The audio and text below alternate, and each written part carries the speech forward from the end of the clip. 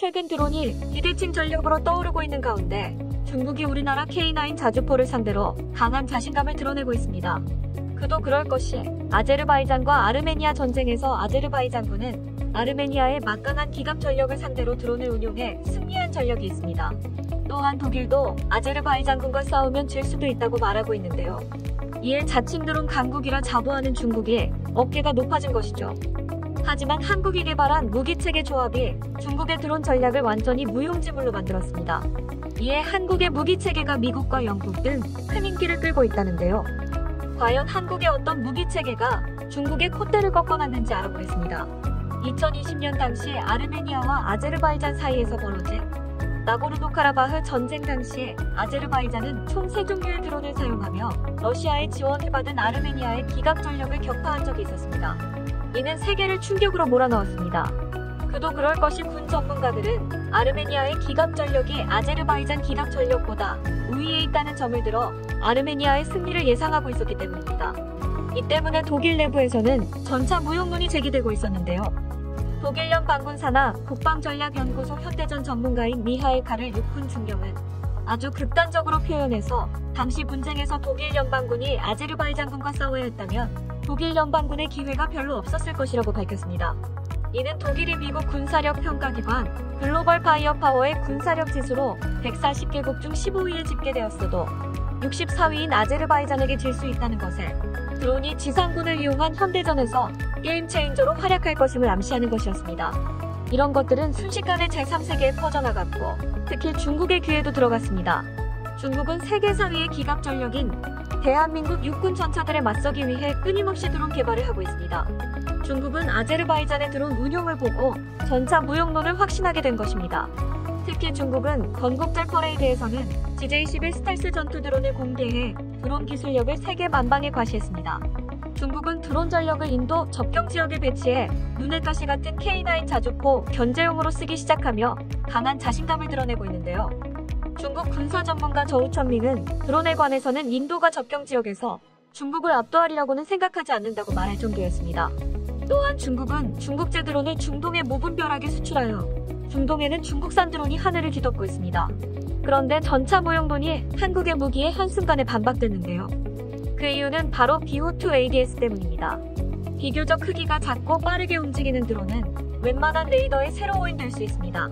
그렇기 때문에 작은 무인기를 탐지하려면 아주 좋은 레이더가 있어야 되는데요. 또한 유연하게 비행하는 드론의 궤적을 파악해 요격하려면 보통의 레이더로는 힘듭니다. 그래서 비호2에는 레이더에 심혈을 기울였습니다.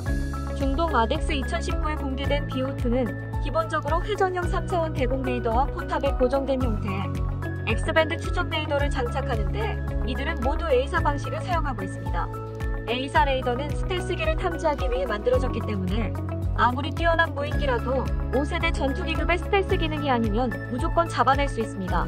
또한 비호2에 탑재되는 A사 레이더는 최신 소재인 질화갈륨으로 만들어졌기 때문에 성능 면에서도 아주 뛰어나고 내구성도 월등합니다. 질화갈륨 A사 레이더의 탑재는 항상 문제시됐던 사거리 문제를 가볍게 해결했는데요.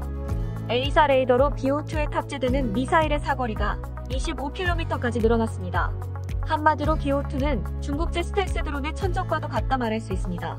그리고 EOTS는 차륜형 30mm 대공포에 탑재된 모델을 그대로 사용하고 있는데 하나 시스템 관계자는 EOTS가 테스트 과정에서 무인기를 5에서 7km까지 탐지했고 정밀 추적거리는 3km 정도라고 밝혔습니다.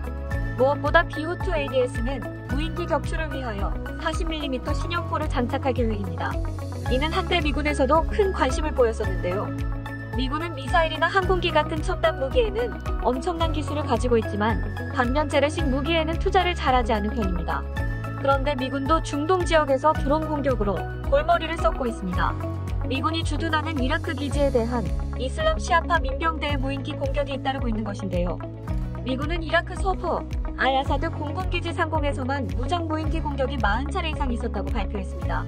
또한 주 이라크 미군은 시아파 민병대의 소형 드론이 야간에 이라크 공군기지 내 항공기 경납고 등을 정밀하게 공격했다고 말했고 마이클 멀로이 전 중앙정보국 중동 담당관은 이런 무인기 기술은 중국의 도움을 받은 이란 혁명수비대가 제공한 것이며 저가의 무장 드론들은 빠르게 고도화되고 있다고 설명했습니다.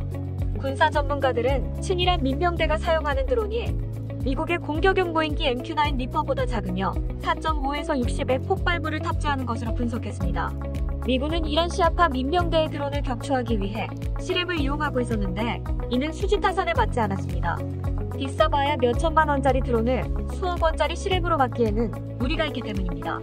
이 때문에 미군은 중동 지역에 배치할 드론 방어 체계가 필요했었는데요. 또한 미군은 새로 개발하는 것보다 도입이 싸다는 생각에 한국의 BO2에 상당히 관심을 보였다고 합니다. 우리나라의 BO 체계에 관심을 보인 것은 단연 미국뿐만이 아니었습니다. 인도도 하나 디펜스와 3조 원에 육박하는 BO 복합 체계 도입 사업을 진행했습니다. 사실 BO2는 K9 자주포와 큰 시너지를 냅니다.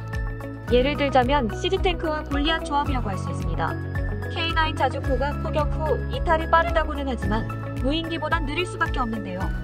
그렇기에 K9 자주포를 운용할 때 BO2를 포함시키면 포격 원점이 발각돼 드론 공격을 받게 되어도 방어가 가능하다는 장점과 대전차 헬리콥터에도 아군 자주포를 지켜낼 수 있습니다. 이런 것 때문에 전차 무용론 속에서도 우리나라의 전차들이 살아남는 이유입니다. 그렇기에 K9 자주포를 운용하고 있는 인도 입장에서는 BO 복합 체계를 K9과 환상의 조합이라고 생각하고 있습니다. 중국은 이런 인도의 K9과 BO 복합 체계 조합을 지상군만으로는 뚫을 수 있는 방법이 없는 상황인데요. 이는 인도가 국경 지역에서 중국을 상대로 한국의 무기를 통해 우위를 점하고 있다고 볼 수 있습니다. 이렇게 전차 무용론이 사라지면서 우리나라의 K9 자주포의 구매가 더 늘어나고 있습니다. 특히 전차를 최초로 개발한 영국에서도 우리나라 K9A2 자주포에 굉장히 관심을 보이고 있습니다. 특히 K9A2는 현재 중동 무장단체들의 전술을 대항해 탁월한 방어력을 보여주고 있어 영국에서는 더 흥미를 가지고 있습니다. 하나 디펜스는 영국 육군 K9A2 자주포를 기반으로 추가적으로 지뢰 방어장치, 캐나다 소시사의 복합제 고무궤도 등을 적용한 모델을 제안할 계획이라고 밝혔는데요. 여기서 지뢰 방어장치는 대중화된 급조 폭발물에 대응하기 위함입니다. 또한 복합제 고무궤도는 소음과 진동 감소는 물론 궤도 저항이 감소되어 연비와 수명 모두에서 큰 장점이 있습니다. 특히나 현재 영국 육군은 신형 아젝스 장갑차의 높은 진동 및 소음 문제로 인해 고생하고 있기에 소음과 진동 문제에 아주 민감하게 반응하고 있다고 합니다. 여기에 포신을 국방과 항연구소가 개발한 호강 크롬 도금 기술과 가변 강선 기술을 채택해 엄청난 내구성을 자랑하는데요. 더 중요한 것은 이제 포를 쏘기 위해 포탑에 사람이 들어가지 않아도 된다는 장점까지 확보했습니다. 한국 육군과 방위사업청은 북한과 중국 등의 국가에 대응한 대화력적 역량을 강화함과 동시에 국제 무기 시장에서 크게 성공한 K9 자주포 체계의 수출 경쟁력을 강화하고자 K9A2의 무인 포탑을 적용 중입니다. 개발의 방향성은 K9 자주포의 하부 차대를 그대로 사용함과 동시에 완전히 새롭게 설계된 무인 작동형 포탑 체계를 탑재함으로써 운용 인원을 현재의 5명에서 조종사 1명과 포탑 운용자 2명 등 총 3명으로 포를 운용할 수 있게 하고 있습니다. 또한 연사 속도도 현재 분당 6발의 최대 발사 속도를 분당 10발로 늘림과 동시에 지속 발사 속도 역시 현재의 분당 2발 수준에서 분당 6발 수준으로 늘리고 있습니다. 이것이 가능한 이유는 무인 포탑 체계를 채택하여 장전과 발사를 모두 자동화하였기 때문인데 영국은 이런 기술에 주목한 것으로 보입니다. 하나 디펜스는 현재 K9 자주포의 3차 성능 개량 버전인 K9A3에 대한 연구도 진행 중입니다. K9A3는 K9A2를 기반으로 사거리를 대폭 늘리고 무인화 기술을 접목해 원격 기동 또는 완전 무인화를 목표로 하고 있는데요. 유무인 전투체계 기술을 적용하여 장기적으로 병력이 탑승하지 않고 완전 자율기동하는 K9 자주포가 개발될 예정입니다. K9A3의 전력화는 2030년대에 가능할 것으로 전망되는데요.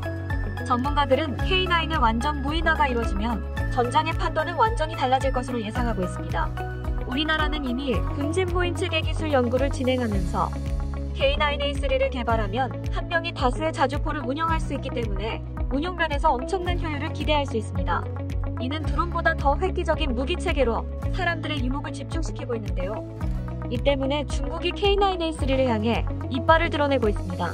그 이유는 K9A3가 인도 중국 접경 지역에 배치된다면 사람이 타지 않은 K9A3의 전술이 더 공격적으로 변할 것이기 때문입니다. 중국은 안 그래도 국경 지역에서 인도의 K9 자주포 전력에 간신히 버티고 있는데 K9A3가 BO 체계와 함께 국경을 밀고 들어온다면 중국으로서는 막을 방법이 없습니다. 이런 것들이 우리나라 국방부를 포방불안칭하는 이유인데요.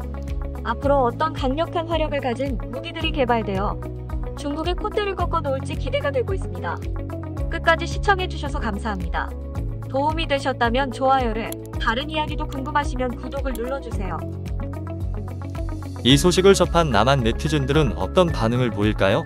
때로 공격하는 무장 드론을 완벽하게 무력화시킬 수 있는 무기체계 개발이 시급하다. 가성비 갑인 무장 드론 공격에 취약한 산업시설, 군사기지, 자주포, 장갑차가 무용지물이 되거나 효용 가치가 떨어지는 위협에 직면해 있다. K2 플러스 K9 플러스 비오복합 플러스 아파치 플러스 무인 드론 조합. 기갑 전력은 한 가지만으로 힘을 낼 수 없다. 서로 연동하는 조합이 중요하다. 무인기 드론을 격추시키기 위해 360도 방공 탐지 레이더가 필요합니다. 뒤에서도 옆에서도 머리 위에서 공격이 들어오기 때문에 어디서 공격을 맞을지는 알 수 없기 때문에 이런 점을 고려해서 탐지 레이더를 개발해야 됩니다. 스타크래프트에서처럼 무기 간의 조합에 대한 연구를 통해 시너지 효과를 낸다면 가성비가 훨씬 뛰어난 무기 운용 전략이 나올 수 있을 거라고 생각합니다. 한국은 그런 부분에 최적화를 만들어갈 준비가 된 나라입니다. 측면 공격을 대비한 능동 방어 시스템을 상부에도 적용해야 함. 상부에 적용하는 것은 아군에 대한 피해는 측면보다는 덜 신경 써도 되기 때문에 적극적으로 고려해 봐야 함. 드론이 꼭 하늘로만 공격하는 건 아닙니다. 수중 위에 살짝 떠서 날아올 수도 있고 바퀴형을 부착해서 지상에 살짝 떠서 공격 올 수도 있습니다. 지상용과 해상용 드론 침공도 준비해야 합니다. 무인기에 장착되는 대전차 미사일 사거리가 8에서 15km에 달하는데 비호에 달린 대공포는 무용지물이고 미사일이 유용한데 사거리가 더 길어야 되네. 중국이 아무리 K9을 잡으려 해도 소용이 없을 것이다. 이런 말을 해서 뭐하지만 중국은 개발에 한계에 왔다고 본다. 중국은 자신들의 손에 전 것을 놔두고 남의 것을 탐하는지 그 속을 모르겠다. 드론의 전차를 파괴할 만한 레이저 무기를 장착하는 건 어려우니 전차는 레이저 무기로 드론을 상대하면 용호상박이 되는 거죠. 최종적으로 깃발을 꼽는 건 보병이라 보병을 호위할 전차 전력은 필요한. 물론 과거와 달리 전차의 의존도는 계속 낮아질 것이고 반대로 장갑차의 요구 조건이 강화될 것임. 미국이나 호주가 신형 전차 사업은 안 해도 장갑차 사업은 하는 이유도 비슷한. 장전을 완전 무인으로 하면 너무 위험해서 안 썼던 거로 들었는데 해결했나 보네. 드론은 레이저 무기 대응이 최적에서 5천만원짜리 드론을 10,000원어치 전기로 격추가 가능하니 얼마나 경제적인가?